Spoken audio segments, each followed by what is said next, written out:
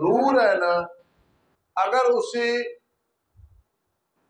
متشکل کیا جائے، اسے شکل دی جائے، ادھر دیکھو شکل دی جائے، اور وہ ایمان ادنا مومن کا ہو، اعلیٰ نہیں، صدیق اکبر نہیں، فاروق اعظم نہیں، عثمان علی نہیں، طلحہ زبیر معاویہ نہیں، حسنین کریمین نہیں، رضی اللہ تعالی عنہم، میری مائیں نہیں۔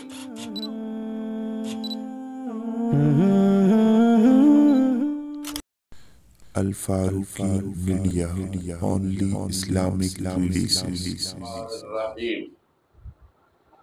یا ایھا الذین آمنوا استعینوا بالصبر والصلاۃ ان اللہ مع الصابرین۔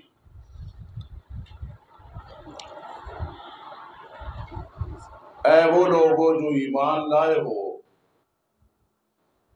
مدد طلب کرو ساتھ صبر کے اور نماز کے۔ ان اللہ مع الصابرین، بے شک اللہ تعالی صبر کرنے والوں کے ساتھ ہے، یعنی ان کی نصرت کرتا ہے، مدد فرماتا ہے۔ پوری توجہ ہوگی تو یہ میری بات سمجھ آئے گی آپ کو۔ استعینوا کا مطلب ہے اللہ سے مدد مانگنا۔ پورے قرآن مجید کا خلاصہ سورہ فاتحہ میں ہے۔ سورہ فاتحہ کا خلاصہ بسم اللہ الرحمن الرحیم میں ہے، ادھر دیکھو، اور بسم اللہ الرحمن الرحیم کا خلاصہ بسم اللہ کی با میں ہے، اور با کا میں نے استعینوا۔ اب آپ کو سمجھ آ گئی ہوگی بات کہ میں نے کیوں بسم اللہ کی بات شروع کی ہے۔ یہ کو بسم اللہ الرحمن الرحیم معمولی چیز نہیں ہے۔ کل امر ذی بال لم یبدأ ببسم اللہ فہو اقطع واعظم۔ جو اچھا کام بسم اللہ سے شروع نہ ہو وہ بے برکتہ ہوتا ہے۔ اور آپ کو ایک بات بتانے لگا ہوں، شاید آپ نے نہ سنی ہو، اگر سنی ہو تو اچھی بات ہے، تجدید ہو جائے گی، کیونکہ میرے خیال میں نہیں سنی ہوگی۔ اللہ رب العزت کو بسم اللہ الرحمن الرحیم یہ اتنی پسند ہے، قرآن مجید میں کوئی بھی لفظ لے لے، اس میں بسم اللہ کے حروف میں سے کوئی حرف ضرور ہوگا، سوائے اس لفظ کے فقد صغت قلوبکما، قلوبکما کو چھوڑ کے فقد صغت، اس میں بسم اللہ کا کوئی حرف نہیں ہے، با نہیں، سین نہیں، میم نہیں، الف نہیں، لام نہیں، ہا نہیں، آگے باقی قرآن مقدس میں کوئی لفظ بھی لے لیں تو میں آپ کو کہہ رہا ہوں اس میں بسم اللہ الرحمن الرحیم کا حرف ضرور ہوگا، سوائے فقط صغت کے۔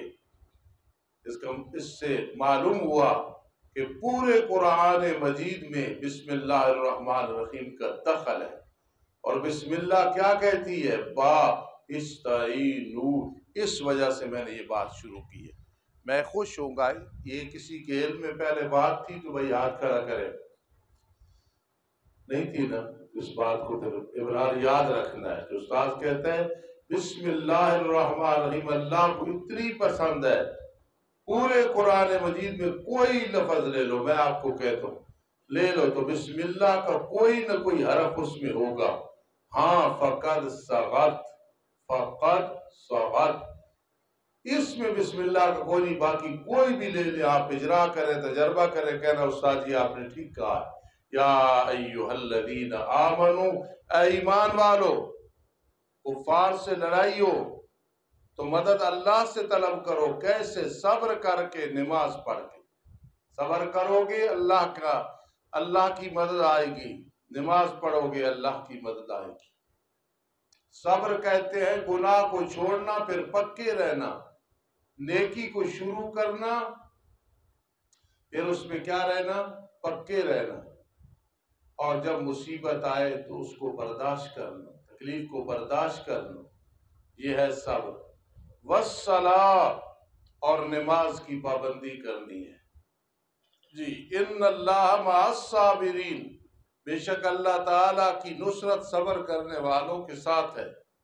عطا اللہ بدیالوی صاحب فرماتے ہیں کہ سرگودا کے علاقے میں یا میاں کے علاقے میں ایک عورت کا جوان بیٹا فوت ہو گیا، میت باہر سے آئی، جب میت پہنچی تو وہ عورت جو ماں تھی اتنی نماز کی پابند تھی کہ اپنی نماز پڑھنے لگ گئی۔ کسی نے کہا کہ بیٹے کی میت آ گئی، دیکھ لے۔ اس نے کہا وہ پہلے بھی دیکھا، اب بھی انشاءاللہ دیکھ لوں گی، نماز پہلے ہے، پہلے نماز پڑھوں گی پھر دیکھوں گی۔ ایسے لوگ بھی اس دنیا میں ہیں، اور ایسے بھی ہے جنہیں نماز کی پرواہ نہیں۔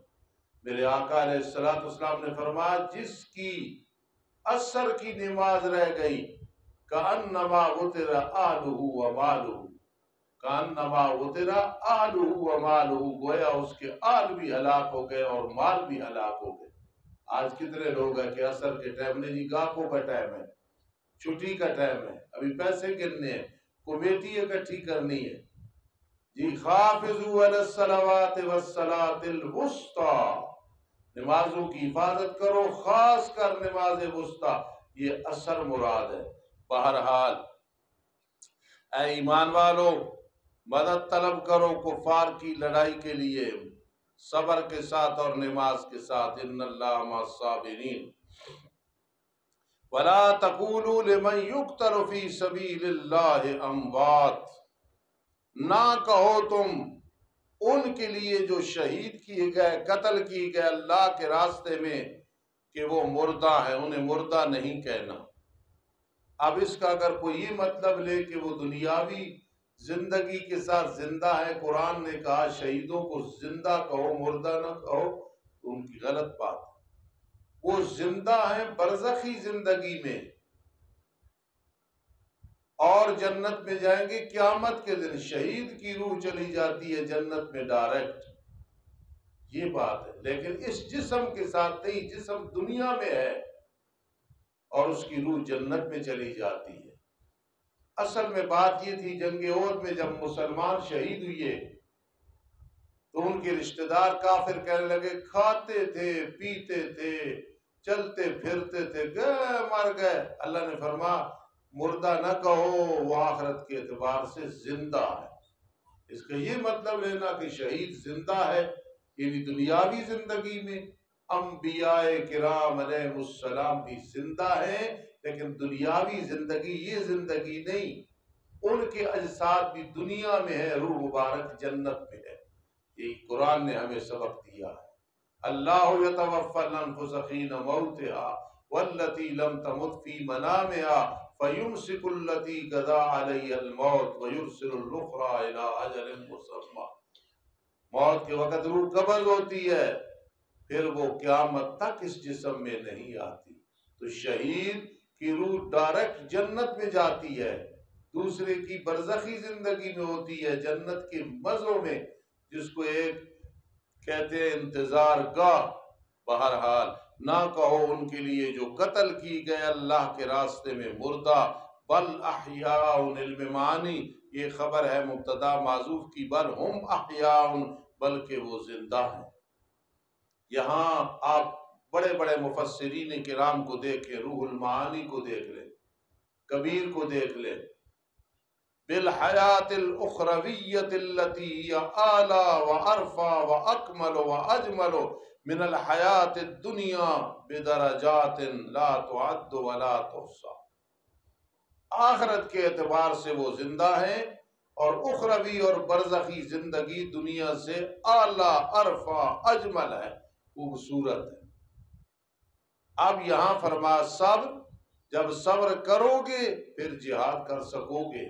اور نماز اتنی اہم چیز ہے کہ تو کہتا ہے آج سر دردی ہے نماز رہ گئی، آج تھوڑی سی پریشانی آئی تو نماز رہ گئی۔ جہاد میں نماز معذور جو ہے معاف نہیں ہے۔ دو جماعتیں بنا لو، ایک جماعت دشمن کے مقابلے میں اور ایک نماز پڑھے، یہ آ رہے ہیں، جا رہے ہیں، چل پھر رہے، نماز مجاہد کی نہیں ٹوٹ رہی۔ تو نماز کی اہمیت دیکھو، ورنہ اللہ فرماتا جہاد کر رہے ہیں، کوئی بات نہیں، بعد میں پڑھ لیں گے۔ فرما نہیں، ٹائم ہے ایک دشمن کے مقابلے میں کھڑی ہو جائے اور ایک ادھر لڑائی کرے۔ فَلْتَقُمْ طَائِفَةٌ، قرآن کہتا ہے وہ جائیں آئیں، آ رہے ہیں جا رہے ہیں، لیکن نماز نہیں ٹوٹ رہی۔ کیوں؟ اتنی اہمیت ہے کہ فرما دشمن کے مقابلے، جس طرح آپ نے پڑھا باب صلاۃ الخوف، پڑھا ہے کہ نہیں باب صلاۃ الخوف؟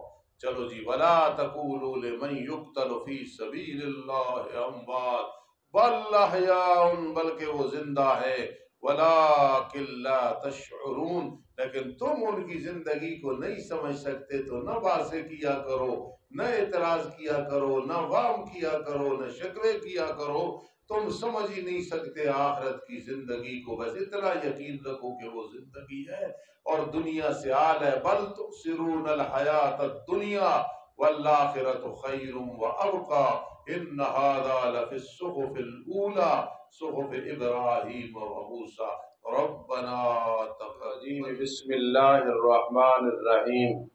اس بات کو صحیح ذہن نشین کر لیں کہ استاد کہتا ہے قرآن مجید کا کوئی لفظ ہے اس میں بسم اللہ الرحمن الرحیم کا کوئی حرف ضرور ہوگا، سوائے فقط سوغات کے کوئی لفظ بھی لیں گے۔ کیوں؟ اس میں حکمت یہ ہے، اللہ بتانا چاہتے ہیں قرآن کا کوئی لفظ بھی ہے، کوئی بھی ہے، وہاں اصل مقصد یہ ہے کہ مدد اللہ سے مانگنی ہے، سب کچھ اللہ کی مدد کے ساتھ ہے۔ دوسرے نمبر پہ یہ بات یاد رکھنا کہ یہ قرآنی معلومات علماء دیوبند، علماء حق نے ہمیں دی ہیں۔ رات میں پڑھ رہا تھا وَمَن يَبْتَغِ غَيْرَ الْإِسْلَامِ، کہ دو غینیں ایک جگہ اکٹھی ہوں، صرف یہ مقام ہے وَمَن يَبْتَغِ غَيْرَ الْإِسْلَامِ دِينًا، یہاں دو غینیں اکٹھی ہو گئی، یبتغِ غیر الاسلام۔ آخر علماء نے قرآن سے محبت رکھی ہے تو پھر کتنی باتیں ہمارے سامنے رکھتی ہے، جس طرح کہ آپ سنتے رہتے ہیں۔ تو یہ بسم اللہ والی بات بھائی ایک دلچسپ بات ہے، ورنہ اس کے پیچھے نہ پڑ جانا۔ میں نے ایک دلچسپ بات آپ کو بتا دی اور اس سے قرآن مجید فرقان حمید کے ساتھ انسان کے دل میں محبت آتی ہے۔ ادھر دیکھیں، میں ایک جگہ پڑھ رہا تھا تو میں نے کہا یہ بھی ساتھیوں کو بات بتاؤں گا۔ نبی اکرم صلی اللہ علیہ وسلم مرکز ایمان ہے، سبحان اللہ، مرکز عالم ہے جی، جہان میں بھی آپ مرکز ہیں، چاہے آخر میں تشریف لائے، ایمان کے لحاظ سے بھی اور وجود کے لحاظ سے بھی جی۔ سب سے پہلے آپ کی روح کو بنایا گیا، پیدا کیا گیا۔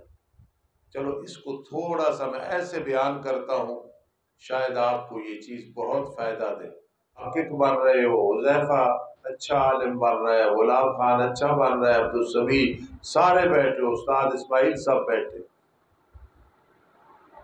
مومن کا جو ایمان کا نور ہے نا، ابرار، یہ بات بھی شاید آپ نے کسی سے نہ سنی ہو۔ مومن کا جو ایمان ہے، اس کا جو نور ہے، اگر اسے نور ہے نا، اگر اسے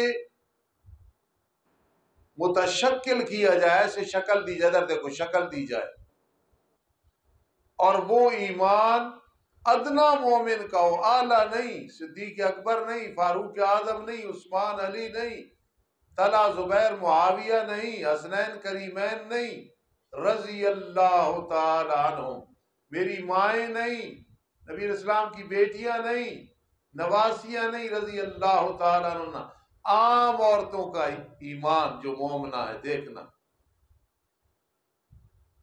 سمجھ رہے ہو کہ نہیں سمجھ رہے کہ عام مومن اس کا ایمان، جس طرح میرے آقا نے فرمایا تھا بیت اللہ تیری بڑی عظمت ہے، لیکن ایک مومن کی عزت تیرے مقابلے میں زیادہ ہے۔